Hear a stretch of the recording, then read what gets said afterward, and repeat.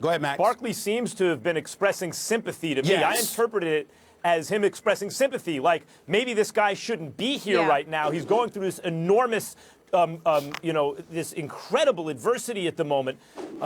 But even in expressions of sympathy, at times like this, it's important to be careful. Not in terms of like the civility of public discourse, but out of respect to the family because of what they're going through.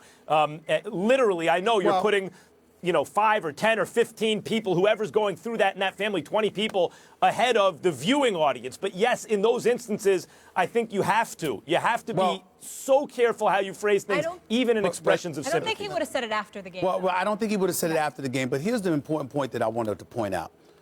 Max and I, we get into a debate every day, and Will's here, and we get into the debates. But at our core, it's our obligation to protect one another. And what I mean by that is we can have differences of opinion all day long. But if you work with people and you know them, you know their heart. And so it might not have meant it. Like he's on the set with Ernie and Kenny and Shaq, who articulated that he went through this himself.